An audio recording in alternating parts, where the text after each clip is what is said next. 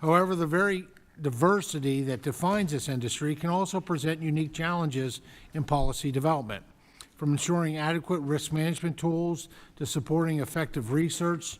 The specialty crop industry requires thoughtful solutions to nuanced challenges.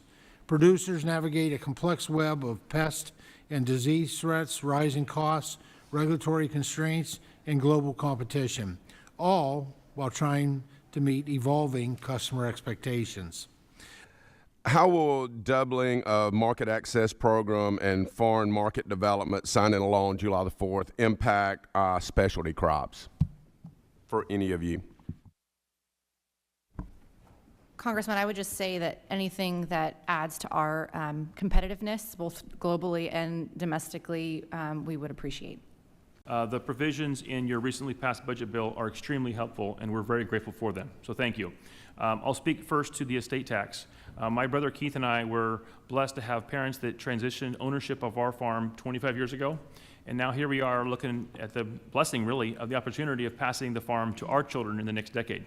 And were it not for the increase to $15 million per individual of the lifetime exemption and the permanency that you've brought to the law, it likely wouldn't be able to be possible in California, where farm real estate is so expensive. Especially crop research initiatives help producers stay ahead of the next disease or pest threat, and how the increased funding for the initiatives from H.R. 1 will make an impact on labor costs.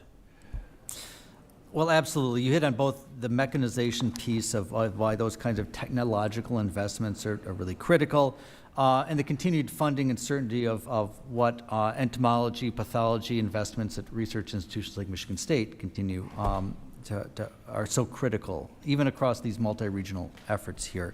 That kind of certainty of how we long-term fund research programs is really critical to having long-term consistency. A lot of these are not overnight solutions. Certainly investments in technology take a long time to come to fruition. A lot of this work around varietal development, of how we're deploying IPM practices to respond to pest, disease issues, those are long-term investments here. So the stability, the continued investment to ramp up and have critical mass of those research programs, really critical to achieving success. This legislation that was passed and signed on July 4th, H.R. 1, did some great things for agriculture. Could you talk about some of the potential that we could see from increasing our efforts in market development? Is there time for me to answer your question? Yes. Okay. Oh.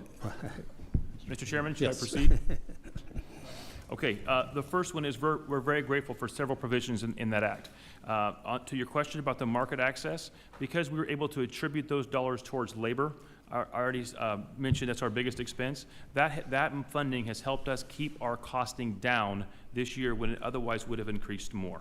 So first of all, it's been a direct benefit to our customers through the helping to cover our labor cost. The second one I wanted to comment on is the ability to direct expense our capital expenditures. I already mentioned the times are uncertain. Being able to have tax benefits realized immediately has allowed my brother and I to feel better about making CapEx decisions that would otherwise have been held off. Thank you. Talking about Absolutely. moving forward, and we're talking about legislation, that would be important. And kind of going off that, Dr. Boring, I'll turn to you. In your role as a state-level agriculture policymaker, how does your agency balance state regulations while at the same time not overburdening producers with excess regulations that hinder their operation? Well, I think you hit on a really critical element, and it's a fundamental piece of our department kind of ethos is the fact that we're partners with farms and agribusinesses across the state, right?